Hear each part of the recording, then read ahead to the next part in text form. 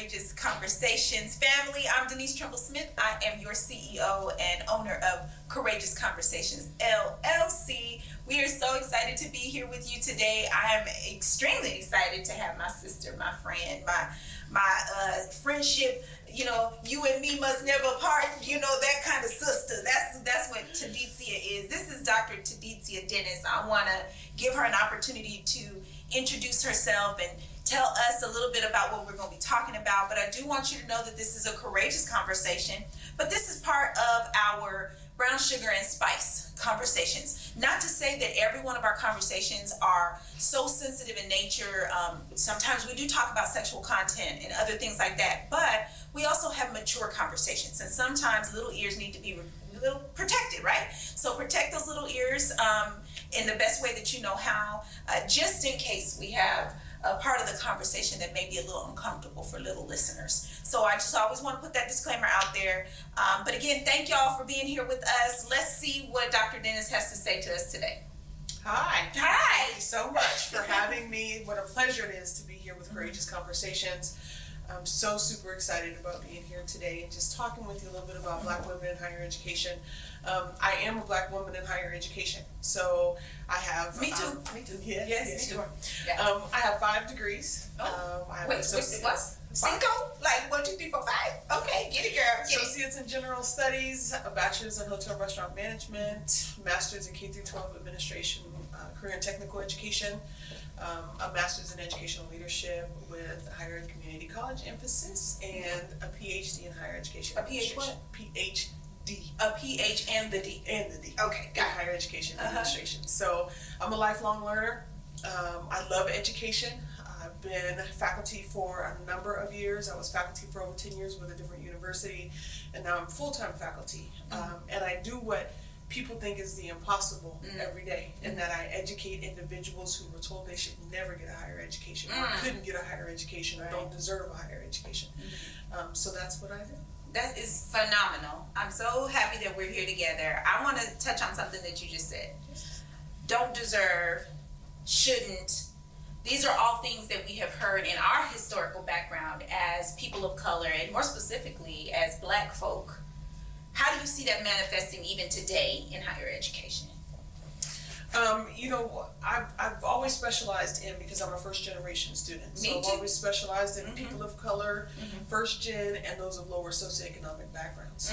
Those are typically the ones who are told, you won't make it in higher education, you won't get there, you don't know how to get there, and even when you try, we can't support you and we can't help you in that, or I need you to stay home, and I need you to work. Or being raised by grandparents to help with family, help with money, help with all of those things. But then there's a part, everybody seems to get this period of their point in their life where they feel like they need to do something better, and they need to be greater than, and they need to have the courage to do something bigger. And so they decide, our enrollment advisors reach out, and I work for a for-profit education right now. I've been a for-profit for a little while. Okay. However, I used to be in traditional brick and mortar schools. And so enrollment is always reaching out, always asking that question, and it's like, yeah, maybe I can try, and I can do something better. But there's always the naysayers that are with them, the ones that are saying, you too old. Your mama didn't, we don't even know what that's like. We don't know how to do that. You don't have enough money. All of the things that could be said to them. And so each and every day my conversation is, yeah, maybe so, but you're here. And you took the hardest and the biggest step, and that was coming to school. So I'm gonna do everything I can to help you get to the goal that you want to reach. And that goal is not only gonna change your life, but the lives of those around you, and they don't even know it. Look at that. So I wonder, as you know, I'm the project director of diversity and inclusion at in an institution, a state institution, Bear Down, Arizona, Bear Down. But I won't name the institution. But I will say that we honestly and constantly are battling fatigue. Yes. Right? We have battle fatigue because we're being tapped very much all the time.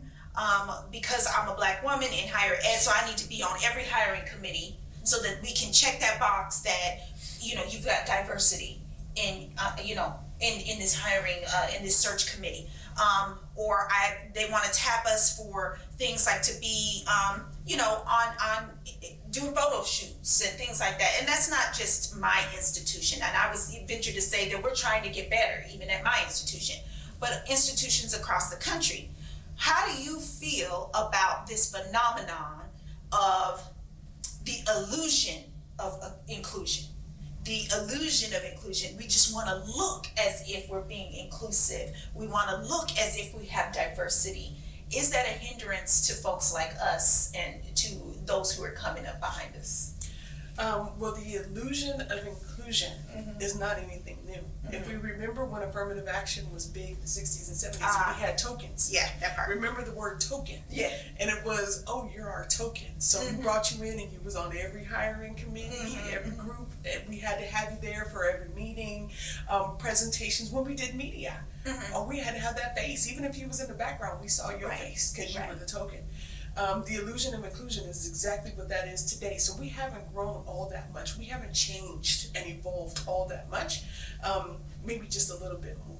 Maybe we have a few more instead of just that one, or maybe we now have environments. So we have departments now that are representing and trying to change that tokenism, trying to change that illusion. And so, but it's a constant battle. And it's a constant fight. And us as Black women, we get hit on all sides all the time. Right. Even when I'm asleep, somebody is plotting against me to try to figure out how they can get me out of the courtroom or the boardroom or out of the position that I hold because they felt like they deserved that role. Or is it that they deserved it or you did not deserve it? Or I did not. Right. That as well. So it is a constant battle and a constant struggle for us, and in my research and there's some research that was done by Hinton and Sato, and they call it the Mammy effect. What? And that's where we are seen as great people. We're seen as supporters. We're seen as nurturers who make a difference. We're nurturers, right? We can take our students, we can bring them in. We can make sure their financial aid is straight. We can make sure that their housing is straight. We can make sure they get to class, and make sure that when our females are having their monthly cycle, we support them and help them. If their food plan is run out, we make sure to get them something to eat. We can do all of those things. However, you're not good enough to lead. You're not good enough to be in charge because we need you to stay with our students. We like your retention numbers. We like what you do for us. And so you're like the mammy in the room. Wow. So research has been done. The research that I did was specifically on higher education, Black women in higher education, and the perceived barriers of obtaining leadership positions. And what my research found, which was really profound in that, the academy, which was created by white males who still very much hold that space, are actually now one of the biggest supporters of Black women. And they're mentoring and helping because they can see where Black women need, what their voice is. They hear their voice and where they need to go. However, our biggest hindrances, our biggest enemies are white women and Black men. Come on. Now you have my head hurt now. So what does that mean? Why is that? Where did that come from, and all the things? Well, Black women are considered the most educated women in the world. So to be at the top, you always got somebody gunning for you. White women have been gunning for us forever, since the time when we were raising their babies and breastfeeding them. Since we were caring for them and loving for them and doing better for them than they could, they've been gunning for us. Unfortunately, our Black men, many of them feel like white women are trophy.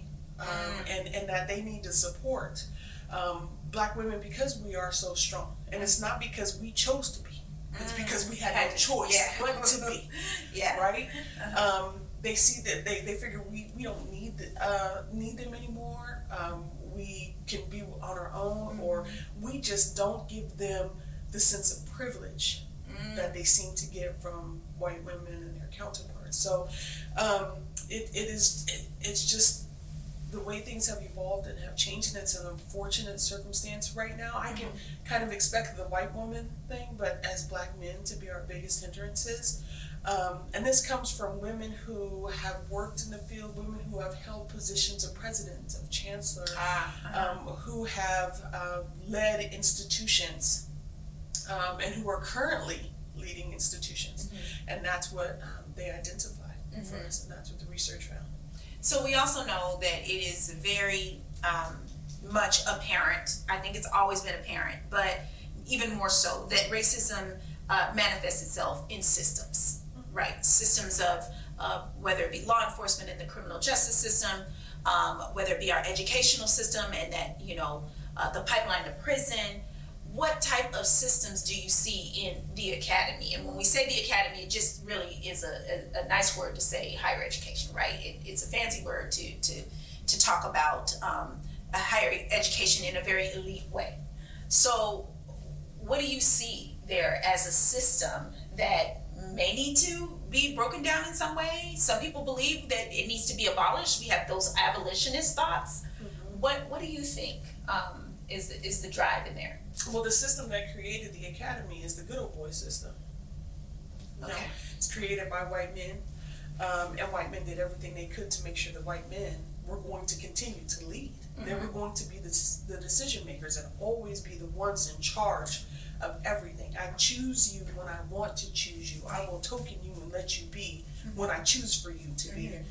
The good old boy system is not gone. Right. They've allowed entrance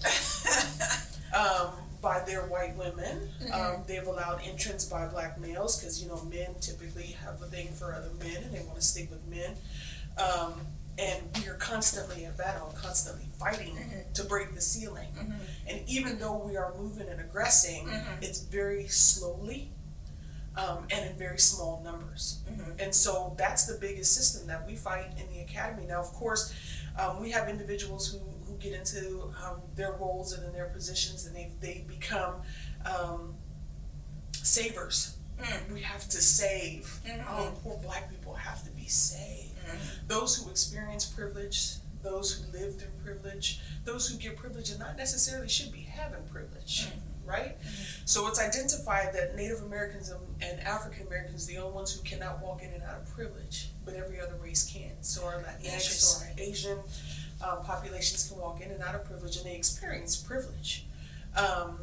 And so it gets to a place where it's like, oh, we see the atrocities, we see the wrong, we see the things, but now we've got to save the poor black people. We've got to eliminate the colonizers, and we've got to be the best that we can be for our black counterparts. And we've got to not speak too highly and not speak too much because we want for them to be included. And have a seat at the table. Exactly. Exactly. And I have experienced that myself, where I have been, quote unquote, invited to have a seat at the table. And then when I get there, the expectation shifts, right? And we at least gave you a seat at the table. And I walk in, bust in, and say, not only do I have a seat, I want that one, but I want to eat, and I want to eat well, right? Because my ancestors bled and died, not for me to have a seat at the table, but for me to own the table. Right? And so at what point do we find hope in that? Do we find hope in knowing that we are not only our ancestors, but even our immediate families' wildest dreams as black women in higher education? Can we find hope knowing that it's still a system of supremacy and still a system of colonization and all the things that are stacked against us? What can we hope for? Well, this is the thing, is that one of the things that I think about all the time. Tyler Perry once said that while everybody is trying to get a seat at the table, I am building my own table. Ooh, yeah. And I said, I applaud you, brother, 100%. I support you 100%. But think about it like this. While you're building additional tables, I'm taking a seat at their table. So we hitting from both sides. Yeah. So we're going to know the academy from all sides, which we already know. We're already thriving, and we're already working to make fighting to make a difference. We know how to care for our students. We know how to care for our colleagues. Right. We know how to change environments. We know how to make things happen and to get things done. We just have to fight to continue to keep our seat and to open more seats up for our sisters. Now, when we do that, when we have a shift in our atmosphere, when we shift the atmosphere, because clearly we're going to have to be the ones to change the pendulum. So when we shift the atmosphere, when we shatter the glass ceiling and all the things that we talk about, what does that look like? What can we see in our future? If all of these things come into play, the stars align, all that great stuff, what does that look like for our future? It eliminates the illusion. and it becomes reality. Right. Right? And diversity is no longer just a thought or a concept or a Right. new idea. A trend. A trendy thing.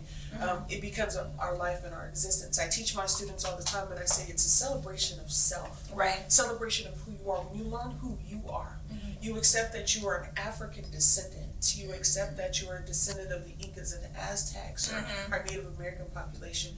You begin to celebrate you. And once you celebrate you, you can help others celebrate themselves. And then we're all living up to our ancestors' dreams, and we're celebrating where we came from and who we are, and representing that in everyday life. Right. And not having to fight to constantly keep it and fight to constantly identify it. How do you see lights being dimmed and others, in order for other lights to shine? I say that because I've constantly coached and taught folks, and I say it a lot. You know, I just refuse to be less of me so you can feel more of you. But I think that in higher education, we often are manifesting that, where we feel like Black women have to be dimmed, we have to shrink, as my sister Ashley said, we have to shrink ourselves in order for us to leave room for others. But I'm like, well, where they do that at? I don't know. It's the because we're hit so heavy and so hard with the stereotype. You're angry. Oh, You're aggressive.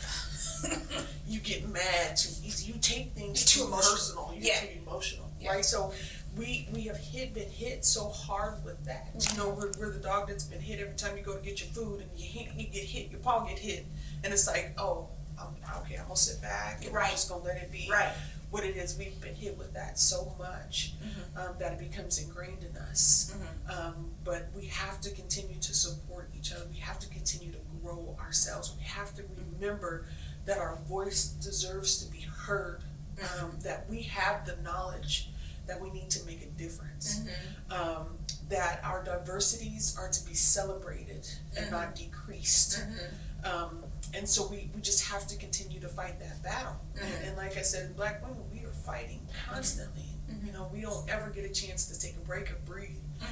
It's a constant. We fight for our families, we fight for our men, Right. we fight for our jobs, we fight for everything. So that means that we just have to know to stand up and be who we are, and to be proud of ourselves, and to celebrate us. And then we can help each other celebrate and Right. move forward. right. So then, let's stay with this word celebrate. So if we're expected to celebrate ourselves, and should we also expect that higher education, our places of employment, are they celebrating us or are they tolerating us?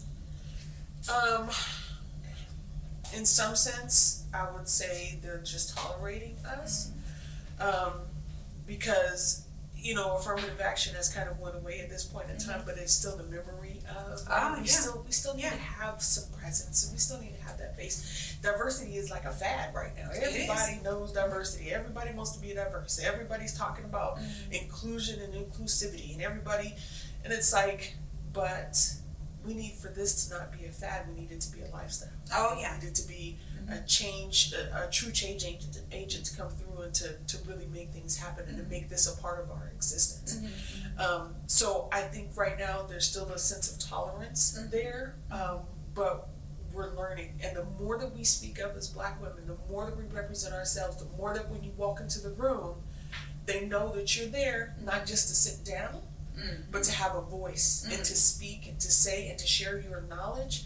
The more that we do that, the more inclusivity will happen, and it'll be ingrained instead of something that's surface. Now we also hear these trendy words like, you know, we need an organic way to make change in our systems. And we have all of these very boutique-y type words, right? That make people feel good and make us sound intelligent. But like my mama says, where the rubber meets the road, what are some baseline changes that we need to do within ourselves as Black women, but also that we need to do in institutions of higher learning, in the academy, where we can really see genuine organic change? within ourselves, we need to let go of the stereotypes. We need to let go of the fear, because a lot of it's fear of losing our jobs, fear of speaking up because somebody's going to think we're angry or we're mad and going to start treating us differently. So we have to lose that fear.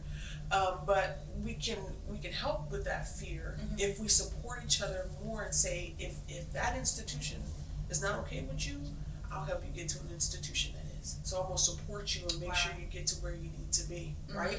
But that's supporting each other. And so we have to eliminate that fear within ourselves and speak up and speak out. And right now we're playing their game. So we have to always be professional. We have to always show who we are and show what we know. You know, we can't do anything basic like other people. We have to be above and beyond and the best at everything all the time. So we need to display that. Right. In higher education just needs to understand and needs to see the power that we bring with us. That not only can we be supporters, not only can we retain our students because we are supporting them holistically, but we can also lead departments and helping them to understand what true diversity is and helping them understand what our students need holistically. And 70% of all learning happens outside of the classroom. Outside of the classroom. So it's like we need to make sure our students are well taken care of outside of the classroom. Because in the classroom, they're going to get what they get. We got professors and faculty who are going to make sure they get what they get. But when they have problems, they need to be heard. When they have issues, they need to be heard, and we need to be there to support them to make sure they're okay. And so we need to, as well as the academy needs to, just make sure that they're doing everything they can to support us. And diversity will become a standard, and it will become something that everybody celebrates. And not an illusion. Exactly. So you talked about us supporting each other. One of the more recent phenomena that I think has really caused a pain point for me, and I think we talked about this a little bit, when we get to a point where we're like, you know, we have so many folks that are aspiring to be Dr. So-and-so, right? Here you are, Dr. Dennis, and I know your story, so I know how, you know, you had to look to the hills from which cometh your help in order to get this degree, this terminal degree, right? But there has been this lately, at least in my opinion lately, it may have been around for quite some time, where other brown and black folk, other QT, BIPOC members, BIPOC, black, indigenous, people of color, QT, queer, trans, we have folks that say you really should stay away from using that title. Like, I want you to go to school and get your degree, but don't call yourself doctor because it separates us as women of color. It separates the community. It establishes this hierarchy and really harvests supremacy. What could you say to that? Most of the people who say things like that have lived in environments and been in environments where there's been doctors, where they hear that as a regular term. To them, it's not anything new, it's not anything different, it's just that they've had it before, so they can now make judgment as to what it should and what and how it should be used. Those of us who work really hard and who are striving to be at doctor level, and let me tell you, you know, I'm one of those people, and I have an ego, a little bit of an ego, because I went for a PhD, right? So there's always this conversation about EDDs as opposed to PhDs and those types of things, right? Practitioner degrees are what they are. They were created to be practitioner degrees. EDDs, DIOs, Doctors of Industrial Organizations, DBAs, Doctor of Business, or DSWs, Doctors of Social Work. Those are practitioner degrees for those who are working in the field, want to stay in the field, but need the title for career movement, for making additional money, for making changes, policy and procedure. A PhD is on that next level, and that's just the hierarchy of where they were created, and so it's on that next level of an MD, a PhD, and a JD, a medical doctor, a Juris Doctor, and a Doctor of Philosophy. So, you know, I believe in higher education, I believe in education, period, and my credentials show that, and so I'm like, I want to be at the top so that I can make change throughout any field that I work in and what I do.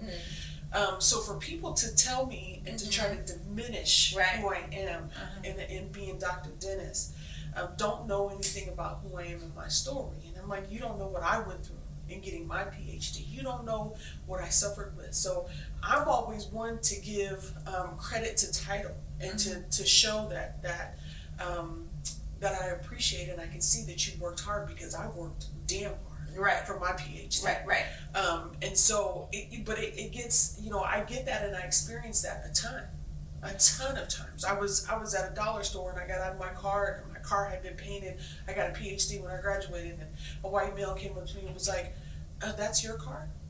You got a PhD? I don't even have a PhD." And I your was point like, is what? and that means what to whom? Right. Because you don't have one doesn't mean I shouldn't have Then you one. shouldn't have one? I've been at restaurants where they ask me, "Well, what name can I put in the order?" "Oh, Dr. T." And they come out and they say, Miss T, and I'm like, so you just couldn't handle that? The doctor Right. was in front of that? Right. So I get it quite a bit, and it happens a lot, but I will forever be. And that's a degree that no one can take away from me. That's I right. worked hard for it. That's good. So I appreciate the title. I earned my title. And for other doctors, until they tell me, please just stop, I'm always doctor. And I treat them with that same respect. That's good. That's good. Those others, they say that it creates this and it creates that. They're the ones who's creating. You just let me be who I'm going to be, and let me have and enjoy what I worked hard for. You don't want it? That's your choice. That's your choice. We all have a choice to be courageous. I am so excited that we had this conversation because I think that you have encouraged some folk. I think that you've encouraged me. So, and that may not be enough. That's why I invited you here. I wanted our Courageous Conversations family to experience what I know and who I know you are. But I know that it took great courage to do all the things that you've done and to accomplish the things that you have. And so thank you all, Courageous Conversations family, for being here with us. I want to thank our sponsor for this episode, Paint Parties by Tiana. She is an amazing and phenomenal woman, also with great courage. And I'm telling you, those virtual parties, in-person parties, Paint Parties by Tiana helps you to really tap into your inner artist. And so I'm so excited for our next steps. Join us for the next episode, but in the meantime, let's be courageous. Have a good day.